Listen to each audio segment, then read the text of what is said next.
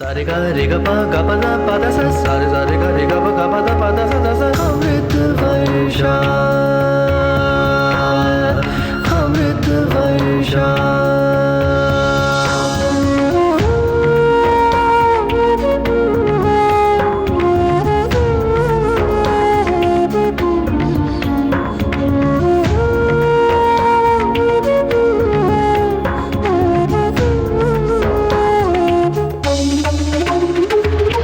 अमृत वर्षा अमृत वर्षा।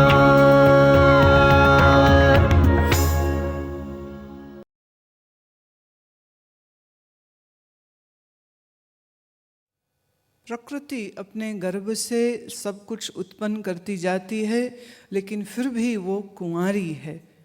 कुंवारी अर्थात उसके अंदर कुछ परिवर्तन हुआ ही नहीं।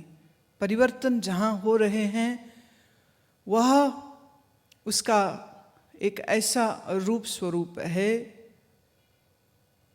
जो मनुष्य की मन बुद्धि की पकड़ में आता है।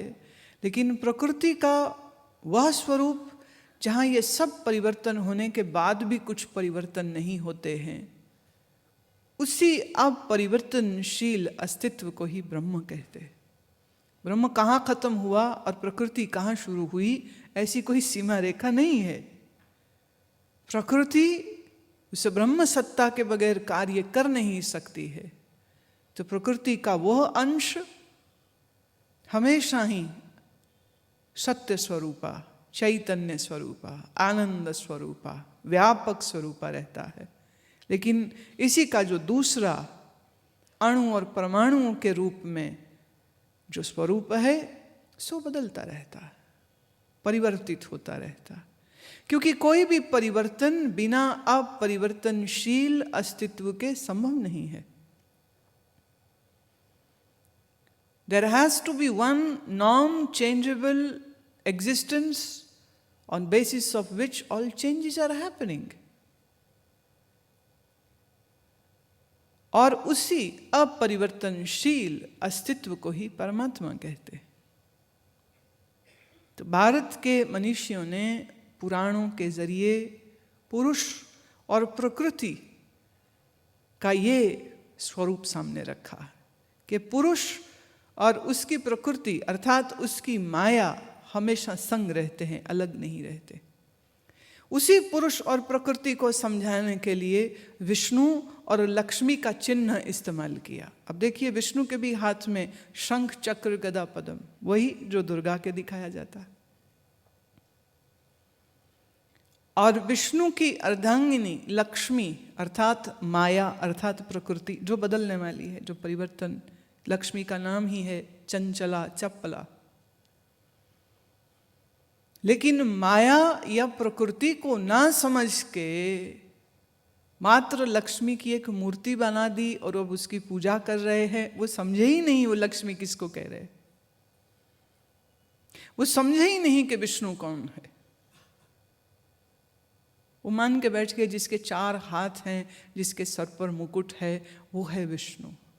नहीं, शंख चक्र गदा पद्म चिन्हों की भाषा में यह समझाया जा रहा है कि वह परमात्मा सत्य है, चैतन्य है, आनंद है, व्यापक स्वरूप है। और जितना हम आभूषण और श्रृंगार और सोने के मुकुट और ये सब जो सामान देखते हैं, ये भी चिन्ह है इस बात का कि परमात्मा ऐश्वर्यपूर्ण है। जिसमें सब ऐश्वर्य है उसी को ईश्वर कहते हैं। ईश्वर अर्थात ऐश्वर्य। लेकिन मनुष्य की बुद्धि छोटी है ना, वो ऐश्वर्य का अर्थ समझता है सोना, हीरा, चांदी। तो जो विष्णु का चिन्ह समझाने के लिए अंकित किया गया था, भोले मनुष्यों ने उस पर सोने चांदी के आभूषण बना बना के, जैसे वो अपना श्रृंगार करता है ऐसे ही उसने उस मूर्ति का भी श्रृंगार कर दिया। और विष्णु को अपने से दूर किसी विष्णु लोक में बैठा दिया। और वो समझे ही नहीं कि ऋषियों ने ये सिंबलिज्म को इस्तेमाल किया था to teach you about that which is beyond your reach of senses, of mind, of intellect. अब उसको कैसे समझाया जाए जिसको मन जान नहीं सकता, इंद्रियां देख नहीं सकती, बुद्धि समझ नहीं सकती। तो उसी अनंत सत्ता को समझाने के लिए पुरुष और प्रकृति ये चिन्हों का इस्तेमाल किया गया। जैसे विष्णु और लक्ष्मी, इसी तरह फिर शिव और पार्वती। अब शिव के भी देखें तो हाथ में त्रिशूल है, 3 गुण, रजोतमो सतोगुण। त्रिशूल के नीचे एक ही डंडा होता है, माने ये 3 गुणों का आधार एक ही सत्य है। अगर विष्णु के शंख का चिन्ह दिया तो शंकर जी के डमरू का चिन्ह दे दिया। डमरू क्या है? आनंद, प्रसन्नता।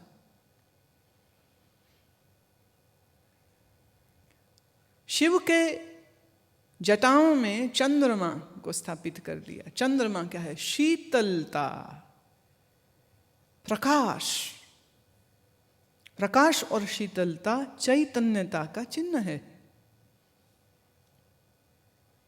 और शिव के, शंकर जी के जिस्म पर सर्पों को दिखाया जाता है। अब सर्प क्या है? जहर। जहर क्या है? मृत्यु। और उनके बदन पर लौट रहे हैं। किस बात का संकेत है? What does it mean? It is meaning about indestructible truth. उस सत्य की ओर इशारा कर रहा है जो अजर अमर अविनाशी है। अविनाशी का कभी विनाश हो नहीं सकता है। तो कोई भी सर्प इस सत्ता को, सर्प माने मृत्यु, तो कोई भी मृत्यु परमात्मा को नहीं मार सकती है। अविनाशी का चिन्ह सर्प दिखा दिए। और दुनिया देखो कैसे भटक रही है। प्रकृति का चिन्ह था देवी, वो देवी सच्ची बना के बैठ गए हैं कि कहीं कोई देवी रहती है जिसको हमने खुश करना है। अब ये बड़ा बड़ा ये विलक्षण विषय है जो आज उठ गया है, और ये बहुत तुम्हारे मन और भावनाओं को झंझोड़ने वाला है जो हम कह रहे हैं। सत्य होता ही ऐसा है। आप कहोगे तो जो लोगों को देवी के दर्शन हुए, महात्माओं को भी देवी के दर्शन हुए, वो सब क्या है भाई? वो उनके सात्विकी मन की धारणा का चमत्कार। जब मन पूर्ण रूप से शुद्ध हो जाता है, सत्वगुणी हो जाता है, तो सत्वगुणी मन में उठा हुआ विचार में इतनी ताकत होती है कि वो खुली आंख में सजीव तुमको सामने दिख सकता है। इसमें कोई हैरत की बात नहीं है।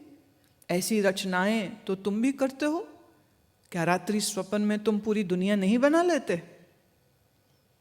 क्या आंख बंद में, नींद में तुम पूरी दुनिया नहीं खड़ी कर लेते? ऐसा ही आसमान, जमीन, आदमी, मैं, तुम, सब कुछ सपने में मुझको भी बना लोगे। कई लोग मुझे बोलते हैं, गुरुमा आप मेरे सपने में आए थे, आपने कहा मेरे लिए अगले बार साड़ी लेके आना। मैं अच्छा, मैं इसलिए आपके लिए साड़ी खरीद के लाए हूँ। अब देखिए, उनके मन ने स्वप्न में मुझे भी बना लिया और अपने आप को भी बना लिया और पूरी बातचीत भी कर ली, और उसको इतना सत्य माना कि वो साड़ी खरीद करके हमारे लिए भेंट लेकर के आ गए। ऐसे एक बार एक सज्जन आए, वो अपने साथ बादाम की बर्फी लाते हैं। मैं पर ये आप, बोले नहीं, अब मेरे सामने आप खाइए। मैं क्यों, हम बाद में ले लेंगे।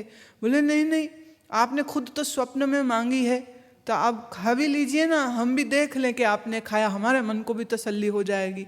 अब देखो, ना तो मैं उनके स्वप्न में गई हूँ, ना मैंने उनको कहा है कि मुझे ये खाना है या ये पहनना है, लेकिन उनके मन ने जो उनको स्वप्न दिखाया वो उसको इतना सत्य माने हैं कि उसके ऊपर उन्होंने एक्शन ले लिया।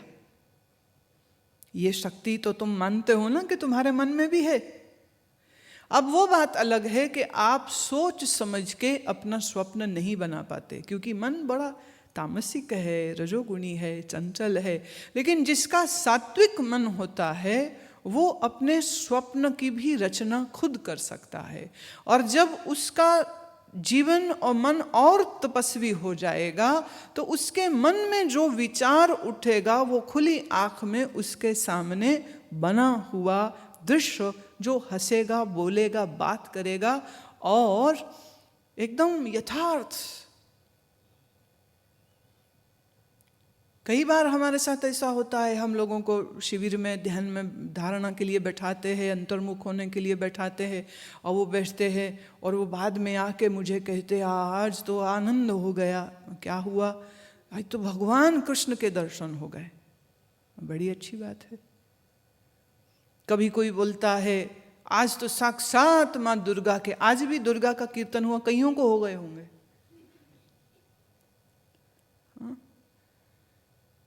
पर एक बात मुझे बताइए, जो यहाँ कोई जैनी बैठा हो, क्या उसको भी कृष्ण के दर्शन होंगे? उसको अगर होंगे तो महावीर के होंगे। क्यों? उसके मन में महावीर जी के लिए जो श्रद्धा, जो भावना है, जो रूप स्वरूप उन्होंने अपने मन में बैठाया है, मन जब शांत और एकाग्र होगा वही तो दिखेगा।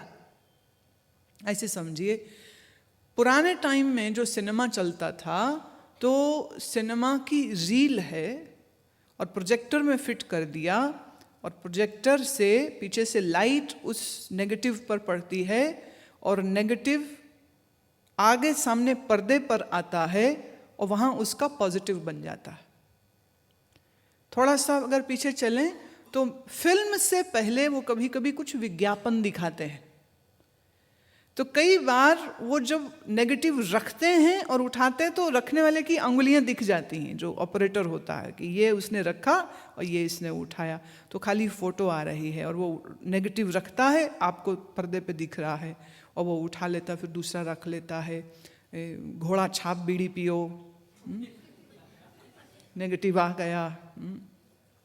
गांधी की साड़ी पहनो तो नेगेटिव आ गया, आप देख रहे हैं उसको। अब अगर नेगेटिव हिलेगा तो सामने पॉजिटिव भी हिल जाएगा, अगर वो नेगेटिव को उठा लेगा तो सामने पॉजिटिव भी उठ जाएगा।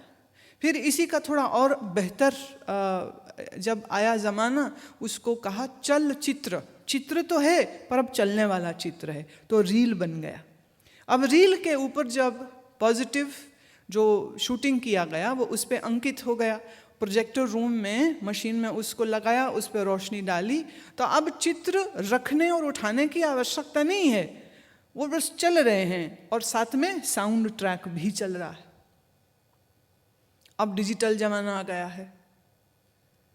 अब यूँ समझिए, अब आपने कोई डीवीडी प्लेयर में डाली, कोई सीडी प्लेयर में डाली, अब सीडी पर कुछ नहीं दिख रहा है, ना हीरो, ना हीरोइन, ना विलेन, ना गाना, ना बजाना, ना रोना, कुछ नहीं दिख रहा। एक गोल डिस्क है बस। आपने जैसे ही उसको प्लेयर में डाला, देखो कैसा जादू होता है, कितना कुछ निकल आता है उसमें से बाहर।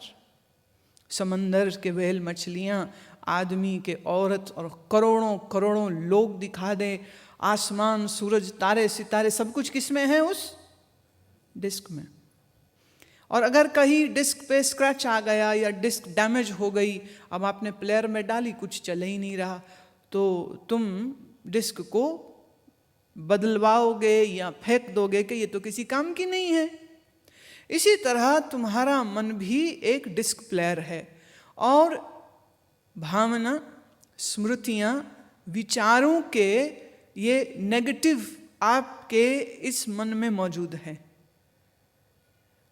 तो जिसके मन में महावीर की चित्र है, तो वो जब आंख बंद करके याद करने की कोशिश करेगा तो सामने महावीर ही दिखेंगे, कृष्ण नहीं दिखेंगे। क्यों?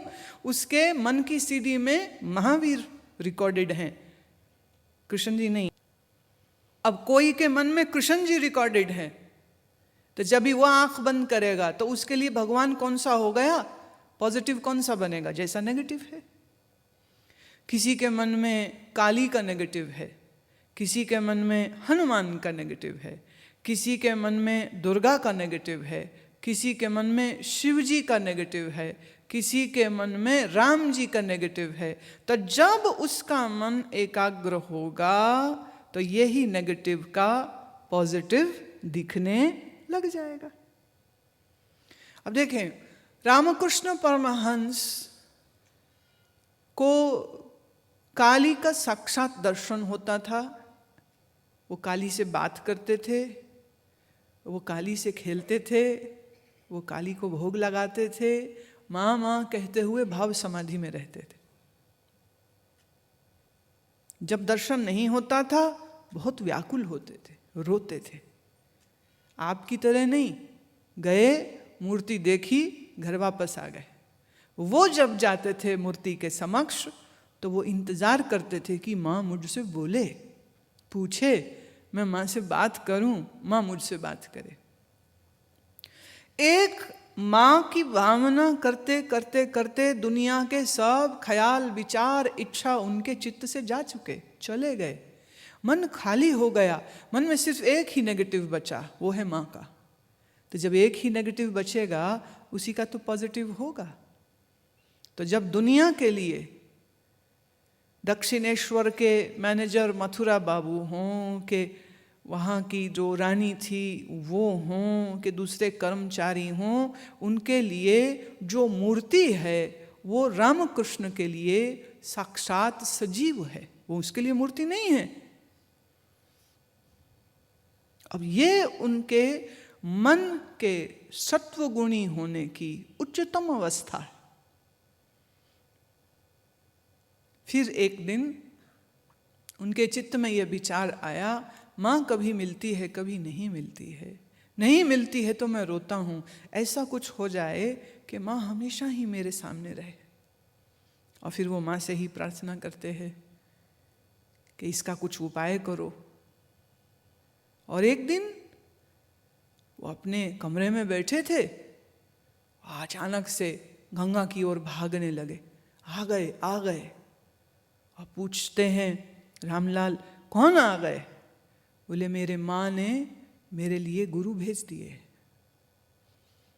जब तक वो तट पे पहुँचे हैं, एक नाव किनारे पे लग रही थी और इसमें से एक हट्टे कट्टे लंबे ऊंचे योगी उतरे, महात्मा उतरे। और रामकृष्ण जाधर उनको चरणों को पकड़ा, प्रणाम किए और बोले, देखा मेरी माँ को मैंने प्रार्थना किए और माँ ने आपको भेज दिए। ये थे स्वामी माधवानंद तोतापुरी जी महाराज। इनका शरीर पंजाब का था। और आप देख रहे हैं, और आपने पूछा तुम कौन? बोले आपका ही बालक हूँ, रामकृष्ण नाम है, मेरी माँ ने आपको भेजा। अब तोतापुरी जी थे एक योगी, एक वेदांती, रामकृष्ण हैं एक भक्त, माँ का गायन करने वाले, माँ का दर्शन करने वाले। अब कहाँ भक्त, कहाँ योगी, कहाँ ज्ञानी। अब इनका आपस में मुलाकात देखिए कैसी सुंदर हो रही। उन्हें बहुत आदर से ले जाकर ठहराया और फिर कहा कि मेरी प्रार्थना को सुन के माँ ने आपको भेजा है, अब मुझे माँ के वास्तविक स्वरूप का ज्ञान कराइए। बोले ठीक है करा देंगे, पर उसके लिए तुम्हें हम जो साधना कहें वो करनी पड़ेगी। बोले करूँगा। बोले जब तक हम यहाँ पे है तू मंदिर नहीं जाएगा? बोले नहीं जाऊँगा। बोले तू माँ का दर्शन भी नहीं करेगा? बोले नहीं करूँगा। क्योंकि तोतापुरी जी क्या समझा रहे हैं? माँ अर्थात प्रकृति, माँ अर्थात आद्य शक्ति। लेकिन ये आद्य शक्ति किसके आधार पर कार्य कर रही है? वो है माँ का निर्गुण निराकार सच्चिदानंद स्वरूप। पर उसका पता कैसे चलेगा? उसके लिए तो निर्विकल्प समाधि चाहिए। तो रामकृष्ण पूछते हैं कि गुरुदेव मुझे निर्विकल्प समाधि कब होगी?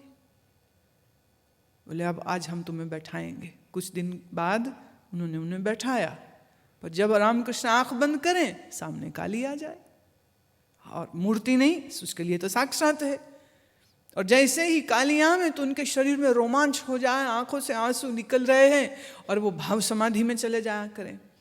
और तोतापुरी जी ने बोला अगर तू काली का पीछा नहीं छोड़ेगा तो तुझको समाधि कभी नहीं होगी, मैं जा रहा हूँ, तेरे बस का नहीं है ये। वो फिर पाँव पकड़ लिए, नहीं आप जो कहें सो मैं करूँगा। कहते ठीक है। अब जब तू आंख बंद करे और तुम्हें काली दिखे तो काली के हाथ में ही तलवार होती है, उसी की तलवार छीन लेना और उसके 2 टुकड़े कर देना। बोले ये मैं कैसे करूंगा? बोले ये करना पड़ेगा, उसके बगैर तुम नहीं जा सकोगे उस गहराई तक जहां तुम जाना चाहते हो। अब वो बैठे और काली का स्वरूप आने का मतलब रामकृष्ण तो भाव विभोर, रोम खड़े हो जाएं, शरीर में कंपन हो जाए, आनंद अश्रु बह रहे हैं। और फिर स्वामी माधवानंद जी ने कहा कि अब जब काली दिखेगी तो मैं तेरे माथे को कांच से चीर दूंगा। जब मैं चीर रहा हूं तो ये संकेत होगा कि अब पकड़ उसी की तलवार और काट देना उसको। और माधवानंद जी ने जब कांच से रामकृष्ण के मस्तक को चीरा, इस संकेत को परमहंस ने समझा, काली के ही हाथ से तलवार ली और काली को जहां काटा तहीं उनका मन निर्विकल्प समाधि में गया। उनके मन में और कुछ तो था ही नहीं ना, माही माँ थी और कुछ था ही नहीं। न विषय, न वासना, न विकार, न इच्छा, न ही कोई और संस्कार। ऐसा परिशुद्ध मन था। और रामकृष्ण को इस प्रकार निर्विकल्प समाधि में देखकर माधवानंद जी भी हैरान रह गए कि जो स्थिति लोगों को वर्षों ध्यान धारणा करने के बाद भी नसीब नहीं होती, और रामकृष्ण जी को इतनी आसानी से हो गई। और अगले कई दिन और कई रात्रि तक परमहंस समाधिस्थ ही रहे। कई दिन के बाद जाकर जब आपने आंख खोली तो तोतापुरी महाराज कहते हैं, मेरा अब यहां कोई काम नहीं है, और सच तो ये है मैंने तेरे लिए कुछ किया भी नहीं है, तू तो पहले ही वहीं था, एक जरा सा धक्का चाहिए था, सो हो गया। ये परमहंस रामकृष्ण की अद्भुत महिमा है। ये उनका विलक्षण स्वभाव, साधना और स्वरूप है कि जितने जोर से उन्होंने भक्ति भावना में अपने मन को आत्मसात किया और साक्षात अपने मन में से उस दुर्गा को प्रकट कर लिया, काली को प्रकट कर लिया, वही रामकृष्ण अपने मन को निर्विषयी निर्विकल्पता की उन गहराइयों में ले गए जहाँ कोई योग और ज्ञान की कड़ी साधना करने के बाद भी कई जन्मों के बाद पहुंचते हैं, वो वहां सहज से पहुंच गए। फिर कह दूं, हिंदू धर्म, बौद्ध धर्म और कुछ अंश में जैन धर्म सांकेतिक भाषाओं का इस्तेमाल करता है, चिन्हों का इस्तेमाल करता है, सिंबल्स की लैंग्वेज को इस्तेमाल करता है। इन रहस्यों को छुपा के रखा गया है। बाहर दुर्गा की तो पूजा कर रहा है, लेकिन उसके अंतर जो शक्ति सुप्त पड़ी है उसको कैसे जागृत करना है ये उसे पता नहीं है। बाहर विष्णु की उपासना तो कर रहा है, लेकिन अपने मन को सच्चित आनंद व्यापक स्वरूप के उस आनंदमयी स्थिति और फिर उस आनंद से भी परे परम शांतमय स्थिति में कैसे लेके जाना है, इसके विषय में कोई ज्ञान नहीं, कोई समझ नहीं। और उससे बड़ा अफसोस ये कि बेचारे पंडितों को तो कोई ज्ञान है नहीं, तुम्हारे कथावाचकों को भी कुछ पता नहीं। वो भी इन्हीं चिन्हों के आधारित जो कहानियां हैं, उन कहानियों में कुछ मर्म थे, कुछ रहस्य थे, वो खुद नहीं जानते हैं और बस कथाएं चलती रहती हैं, लोग कथाएं सुनते रहते हैं, लेकिन उन कथाओं का जो गूढ़ रहस्य है ये तो कोई बिरला ही समझ पाता है।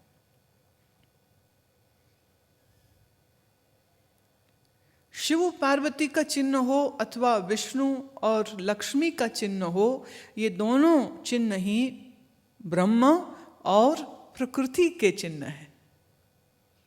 सत्यम ज्ञानम अनंतम ब्रह्म, ये उस पुरुष का चिन्ह है। देखिए, जब हम पुरुष कहते हैं, that doesn't means the masculine male पुरुष माने वह सत्ता, देखिए इसे थोड़ा यूं समझिए, पुर शब्द का अर्थ होता है नगर,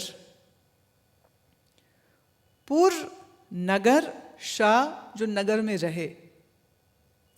जैसे तुम्हारे इस 5 ज्ञानेंद्री, 5 कर्म इंद्री, ये शरीर, ये पुर हो गया, ये नगर है। इस नगर में जो चैतन्य रहता है उसी को कहते पुरुष। पुर में जो रहे उसे कहते पुरुष। पुर अर्थात नगर, रामपुर, नागपुर, ये सब शब्द क्या है? नगरों के नाम हैं। रामपुर, पुर माने नगर, राम का नगर। तो परमात्मा को जब पुरुष कहा गया तो उसका अर्थ क्या था?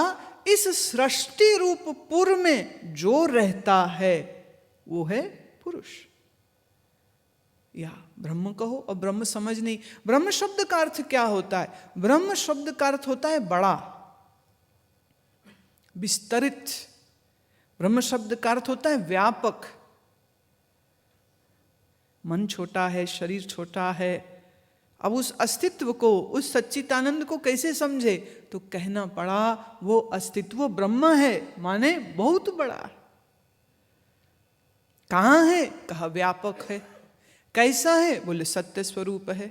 बोले सत्य कैसा? जड़ है? नहीं, चैतन्य है, आनंद है। तो ब्रह्म शब्द को फिर आगे समझाने के लिए कहा सत्य, चैतन्य, आनंद, व्यापक। और प्रकृति, तुम्हारा ये देह, ये ब्रह्म ने नहीं बनाया, प्रकृति ने बनाया। तुम्हारा मन ब्रह्म ने नहीं बनाया, ये प्रकृति का हिस्सा है। तो शरीर, तुम्हारी इंद्रियां, तुम्हारा मन, तुम्हारी बुद्धि, ये तो सब प्रकृति के हिस्से हैं। जैसे तुम अपने शरीर और अपने आप को, मन और अपने आप को कितनी देर अलग रखोगे? शरीर देखो, मिलता है छूटता है, मिलता है छूटता है, लेकिन मन तो हमेशा तुम्हारे साथ रहता है। मन से अलग तुम कभी होते ही नहीं हो। तुम्हारा तन नया है, मन तुम्हारा वही है पुराना, हमेशा से जो साथ चल रहा है। जैसे तुम अर्थात आत्मा और मन हमेशा साथ रहते हैं, ऐसे ही ब्रह्म और माया हमेशा ही साथ रहते, अलग कभी हो ही नहीं सकते।